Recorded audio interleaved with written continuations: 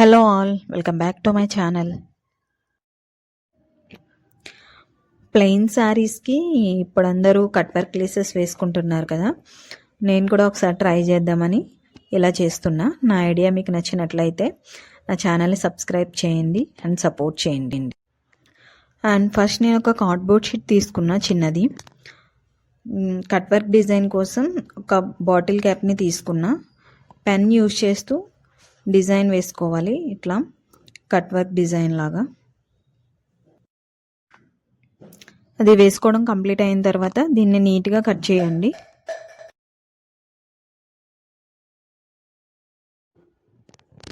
Lay's కోసం నేను ఒక బ్లౌజ్ పీస్ని తీసుకున్నా.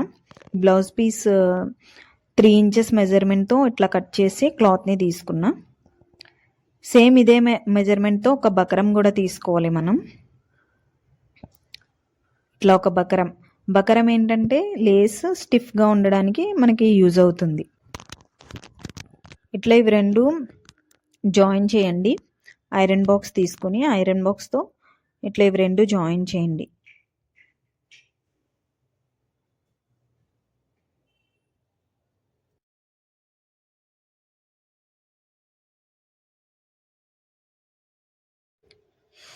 చూసారుగా క్లాత్కి స్టిక్ అయి ఉంది బకరం. ఇప్పుడు మనం ఇందాక కట్ చేసి పెట్టుకున్న కట్ వర్క్ డిజైన్ని క్లాత్ మీద పెట్టుకుని మార్క్ చేసుకోండి. ఇట్లా మార్క్ చేసుకోవాలి.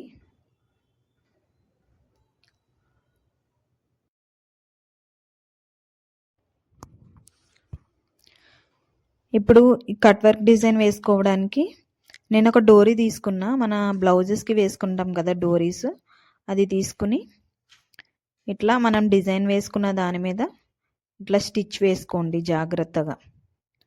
ఆ కర్వ్స్ అన్నీ నీట్గా వచ్చేలా చూసుకొని నెమ్మదిగా వేసుకోవాలి.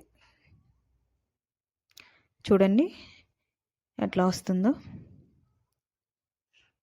నెమ్మదిగా ఒకటి ఒకటి స్టిచ్ వేసుకుంటూ వెళ్ళండి.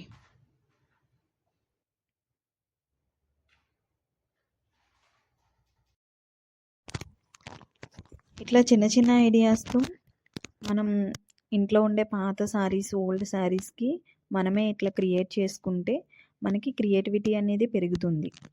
మనం అన్నీ బయట డబ్బులు పెట్టుకొని కొనుక్కునే దానికన్నా చిన్న చిన్న ఐటమ్స్తో మన ఐడియాస్ని మనమే ఇంప్రూవ్ చేసుకోవచ్చు.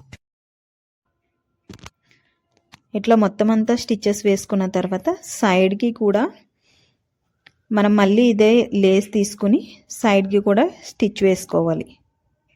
ఇట్లా సైడ్కి కూడా స్టిచ్ వేసుకోండి. ఇది బోర్డర్ లాగా వస్తుంది మనకి లేస్కి.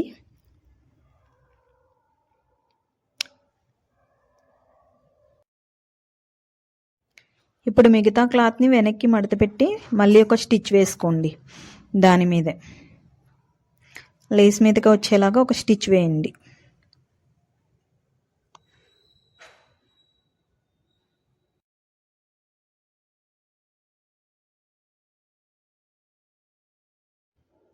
ఇప్పుడు మనకి రిమైనింగ్ క్లాత్ ఉంది కదా, ఆ క్లాత్ అంతా ఇట్లా సిజర్తో నీట్గా కట్ చేయండి. జాగ్రత్తగా ఆ కర్వ్స్లోకి వెళ్ళకుండా నీట్గా కట్ చేయండి.